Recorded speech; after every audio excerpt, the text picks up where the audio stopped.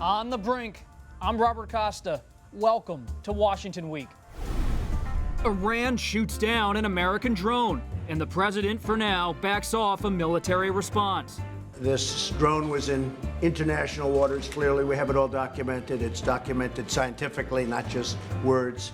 Iranian officials insist the aircraft violated its airspace. Inside the president's circle, hawks hover. I would encourage forceful action to stop this behavior before it leads to a wider conflict. Doing nothing has its own consequence. Democrats seek restraint. The president may not intend to go to war here, but we're worried that he and the administration may bumble into a war. And the race for the White House heats up. Next. This is Washington Week. Once again, from Washington, moderator Robert Costa. The United States was minutes away from launching a strike against Iran when President Trump abruptly called off the mission. The operation would have been a response to Iran shooting down a U.S. military drone. The New York Times broke the story and reported that the president had initially approved attacks on a handful of Iranian targets. On Friday, the president then said he shelved the plan after a general told him that 150 people could die in an attack. In an interview with NBC News, the president also said he had not given final approval to strike Iran and that no planes were in the air.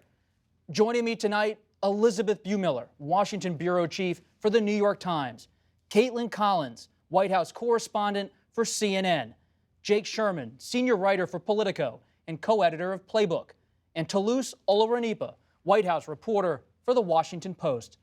Elizabeth, the Times broke the story. Why did the president back away? A lot of reasons. He says, by the way, that the planes were not in the air. That's very, very much contradictory to what we've heard from senior administration officials who would know. I think one reason is because he was told that there could be as many as 150 deaths. What's curious is that that's not something you generally tell the president 10 minutes before an attack. It's something that should have been told to him, perhaps it was told to him long before. There are other reasons as well. A lot of political advisors were telling him this was going to be disastrous for his reelection chances. And there was also some talk that the Americans really did think that the Iranians had made a mistake and there was a rogue commander who had shot down the drone and that the Iranians were upset with him. The president hinted at that the other day. So it's a little bit of a mystery. It could be all of the above. And Caitlin Collins was in the Oval Office with the president on Thursday, asked him some tough questions about Iran. Let's take a listen. Iran made a mistake. I find it hard to believe it was intentional, if you want to know the truth. I think that it could have been somebody who was loose and stupid that did it. Caitlin, you're there in the room with him. What was your read on the president? He's getting intelligence, as Elizabeth was saying. What else is on his mind when you talk to his advisors? Well, that was the first time we really saw his reaction to this, because other than that, he had just been saying that they made a mistake and we'd find out how he was going to respond. But then I asked, do you still feel that Iran is a different country? Because that's something he said repeatedly, saying essentially that since he's been in office, he feels that they've changed their ways. And he said it just a few days ago. And so there, the president seemed to be minimizing what they did, shooting this over $100 million military drone out of the sky and leaving some leeway that essentially could have been a rogue general, even though the Iranians were saying this was intentional. We did this to send a message to the president. So I think that was actually our first indication they weren't going to strike, or it at least showed the president's ambivalence about doing so. So if he's not going to use a military strike at this moment, what about other action? Could he add on additional sanctions? Sure, and the administration officials say that they have sanctions that they could do if they wanted to. But the president claimed this morning when he was explaining his decision that sanctions were added last night. That is not true based on what we've been reporting, because the Treasury Department hasn't announced any new sanctions today. And though Steve Mnuchin did say that if they wanted to, they could impose additional countermeasures, they have not done so yet. What about the president's advisors, Secretary of State Pompeo, National Security Advisor John Bolton? Who's the driver? Yeah, so the president says he likes to put differing views around him, and this is a very clear example of that. The president has hawks in his administration, people that are sort of pining for war, pining for regime change in Iran, and the president also has people who are saying politically this is horrible for you if you decide to go to war with Iran, and his own instincts are not to get involved in another conflagration in the Middle East. He wants to maybe do the same thing he did with North Korea, which is sort of get to the brink of potential military conflict and then you de-escalate and have discussions or have talks, and he's been sort of pining for these discussions with the Iranians, saying that, when they're ready to talk, I'm ready to talk. And I think he wants to have a similar situation that he had with Kim Jong-un, where he's able to get a lot of cameras, really great ratings, where he's having discussions that previous presidents have not had directly with the Iranians, and showing that, even though previous administrations have struggled with Iran, I'm able to sit down across the table with them. It's not clear that other advisors that are close to the president are supporting that. People like John Bolton are not in favor of that kind of diplomacy. But right now, the president seems to be calling the shots. The president's not the only stakeholder. What does Congress want? Do they want more talks with Iran? Well, they're worried about the president being in the mushy middle, so to speak, not taking action after an American asset was shot down in the region. Adam Kinzinger, a Republican from Illinois who was in the Air Force, is in the Air Force Reserve, said, if I'm a pilot in the Middle East today, I'm worried, as he was a pilot in the Middle East, because you're in danger. I mean, he said it just as well could have been an aircraft with human beings on it. The president said he has a different relationship with Iran. That's true. Iran actually doesn't want to talk to Donald Trump, and they've made that abundantly clear. They did talk to the Obama administration, and I think that by and large, and you can't paint Congress with a broad brush, but by and large, Republicans do not support an additional round of talks with Iran at the moment. They believe Iran's a malign actor. They don't believe that any sort of deal beyond the Iran agreement reached under Obama will be reached. Will Congress have authorization over any strike? Probably not. This administration has made clear behind the scenes they believe they have the leeway to conduct strikes without an additional AUMF authorization for use of military force. Jake brought up Adam Kinzinger from Illinois, a hawk, a Republican in the House. Where is the president? This is such a test for him. Is he leaning towards the hawk, towards Senator Graham, toward Kinzinger, or is it more towards Senator Paul, the non-interventionist? Right now, there's a struggle within the president. He talks, he talks very tough. He waves a big stick, but in the end, he is not an interventionist. He is an isolationist in a lot of different ways. And I think he was pulled and pulled and pulled in this direction for a strike by Pompeo and by John Bolton. And in the end, as he's done a number of times, he just changed his mind. It was interesting. He got some praise from liberal quarters today for doing that. It was very interesting to see. So what about John Bolton, the National Security Advisor? Is he overestimated? Is he this person perched on the president's ear, influencing him toward war? I think it depends on where the president stands, but lately we've seen him really discount John Bolton's advice on several occasions, and the president has dismissed him at times in meetings that they've had. So I think we're seeing a little bit of a change with John Bolton, but I think a lot of that has to do with the president doesn't like this idea that John Bolton is goading him into conflict. And you saw that in the Oval Office when the president was asked, are some of your advisors? Meanwhile, Pompeo and John Bolton are literally standing over his shoulder, goading you into conflict. And he said, no, I actually think it's the opposite sometimes. But of course, that's because the president doesn't like this narrative that any person, no matter John Bolton or whoever, is telling him what to do. And one person we're not talking about is the acting Secretary of Defense. All this turnover at the Pentagon.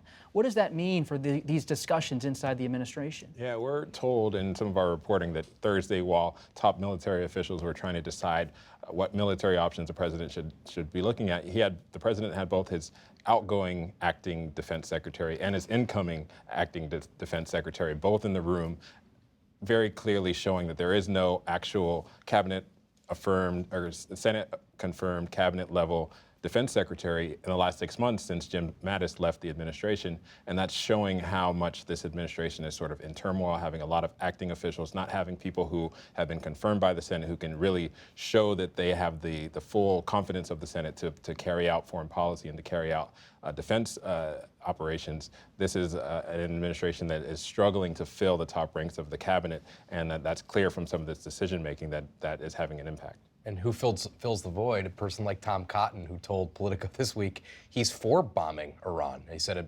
very outwardly. He said he's for military action in Iran.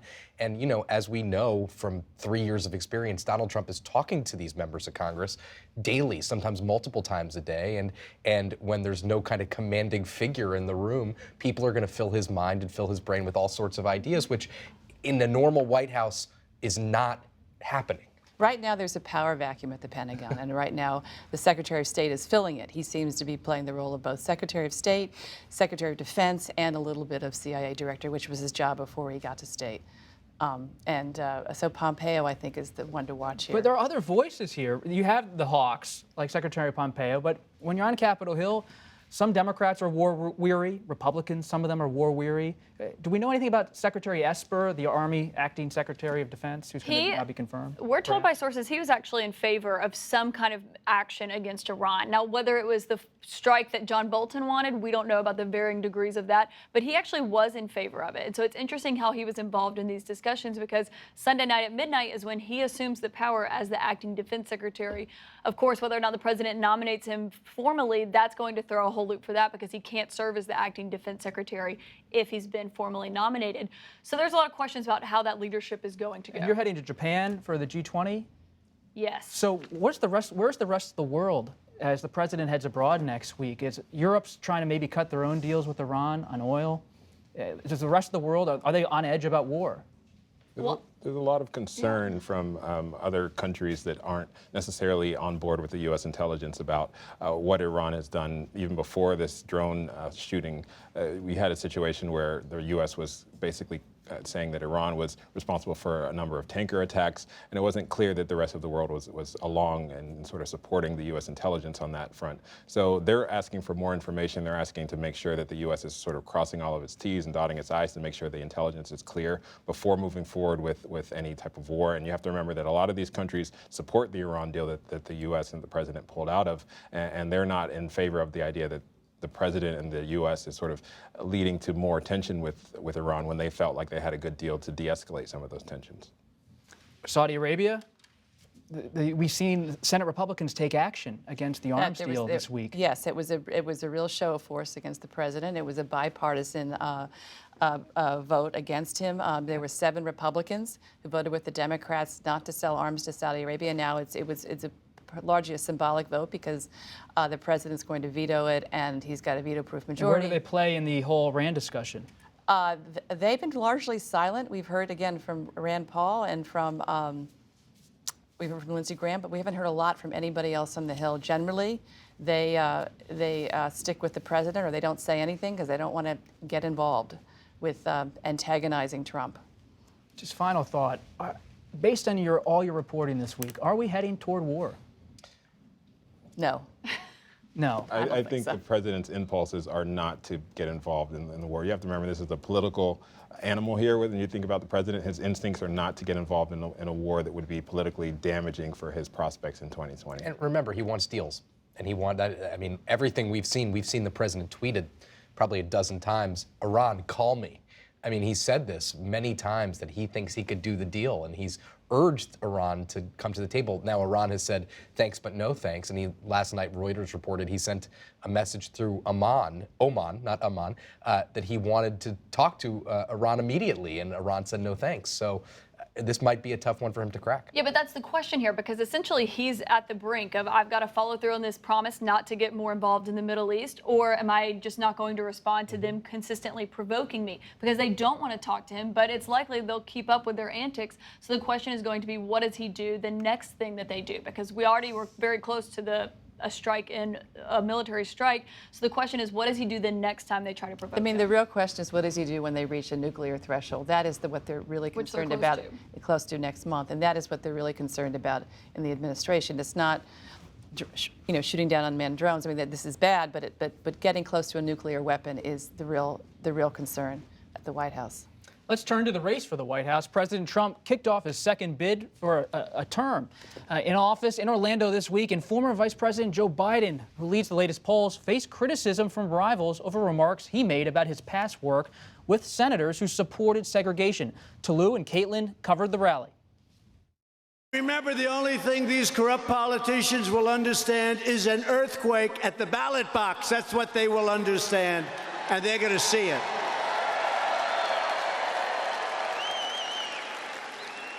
We did it once, and now we will do it again, and this time we're going to finish the job. Our radical Democrat opponents are driven by hatred, prejudice, and rage. They want to destroy you, and they want to destroy our country as we know it. Not acceptable. It's not going to happen. The Trump campaign announced Wednesday that Mr. Trump raised nearly $25 million in the 24 hours after his rally. That haul gives the president a financial advantage over his Democratic challengers.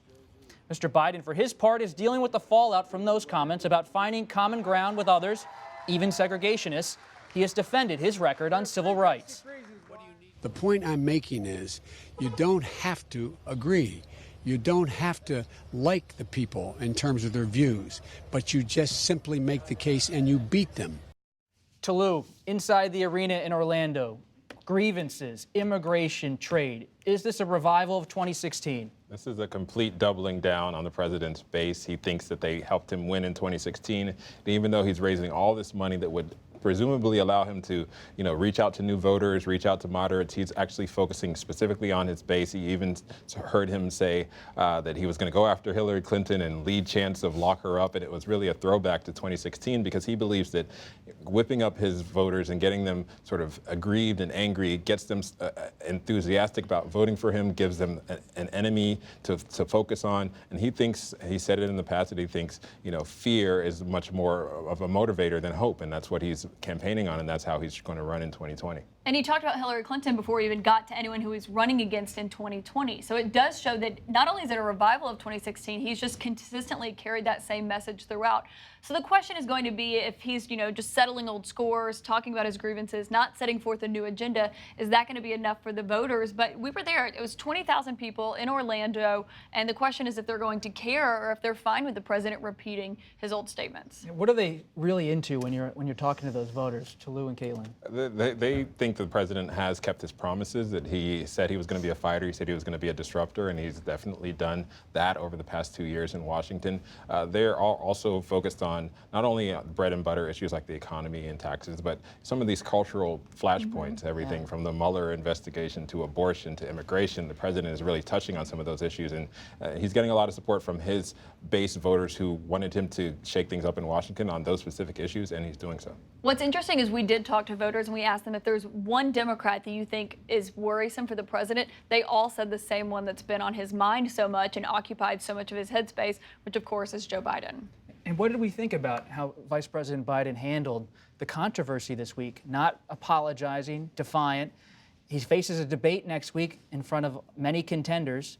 Is this the Senator Biden, the Vice President Biden you've covered? Is this in character for him? He's taken a page from Donald Trump, take no prisoners and apologize for nothing. And I have to say that I think, Biden is being held to a different standard than the president's being held to, given the president's record on race. And I think there's something to be said for Biden saying, look, I can work across the aisle, I can work with people, you don't have to like what they stand for. And I thought also when he said, I am not a racist, my record on civil rights, get real. I really thought it was a different kind of Joe Biden, and it was very much taking a page from Trump. Jim Clyburn, the South Carolina Democrat, who's the number 3 in the House of Representatives, came into the Speaker's lobby behind the House floor, and we asked him about the episode, and he just immediately leaped to Biden's defense. Why? You'd have to ask him. I think that he said, this reminds me of my work with Strom Thurmond, who I, vehemently disagreed with. This is Clyburn saying it, not me.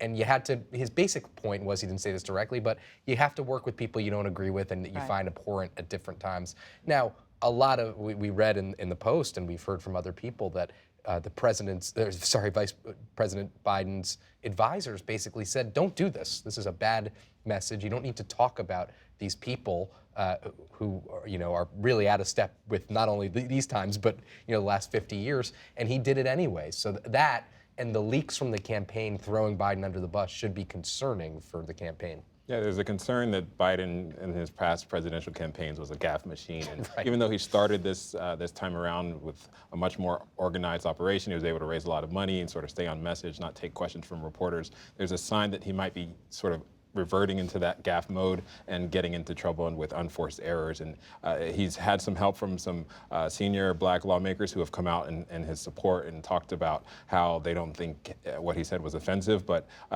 it was definitely an unforced error. And you did see people like Cory Booker come out and use it as an opportunity to draw a contrast between himself and Biden. I think a number of Democratic candidates are looking for ways to draw a contrast with Biden because he's a front runner, and we'll likely see that during the debates, them showing how they can be different from Biden. Let's go back to Orlando for a second. You had the president have had a pretty ragtag campaign in 2016. Now Brad Parscale's running it. They've raised millions and millions of dollars. What's the difference this time around behind the scenes? Well, they're touting it as a completely different machine, that they know what they're doing this time. They've got the power of the incumbency. They've got a lot of money, which is true. They do have a lot of money that they've raised. I mean, just evident in what they raised in the 24-hour period there in Orlando. But of course, the question is going to be, is this really going to be any different? Because you saw what happened with that poll episode recently where the negative numbers leaked out that he was trailing people like Joe Biden. And when it first leaked out, the campaign was not that worried about it. They didn't deny the numbers. They just downplayed them.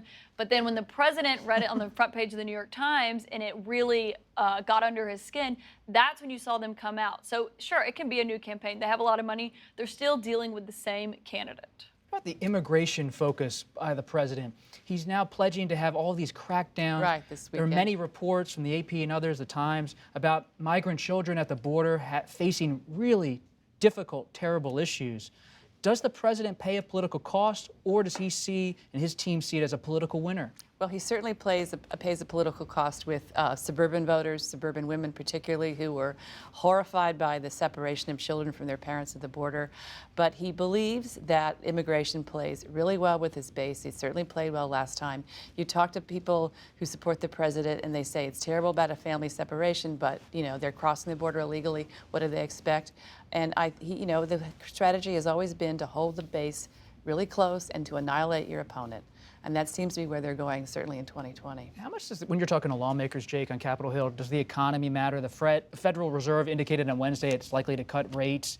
Is the economy much more of a factor than maybe some of the issues we heard at the rally? Well, I think people who want to win back the House of Representatives, Republicans, think it's a concern and are very nervous about the saber rattling with China and what might come out of the G20 next week. And if there's a deal with China, are there more tariffs? Is there more tariffs with Mexico? I mean, people are very concerned about that. And the thing that's concerning, and this was concerning in 2018 too, the president, Republicans say, the president has all these great things to talk about. He has an economy that's pretty healthy. I mean, he has a tax bill which he thought was good and Republicans thought was good. Why isn't he talking about any of these things that most Republicans agree with? Instead, he's going down some of these rabbit holes. Yeah, this is the president that likes to talk about things that make people angry. He likes to talk about more divisive issues. He's said it himself. Is that a strategy? It is his strategy. He thinks that it's much more interesting to talk about things that are divisive. You've seen him reading from a teleprompter or reading from a prepared speech in the past, and he's sort of stopped himself and said,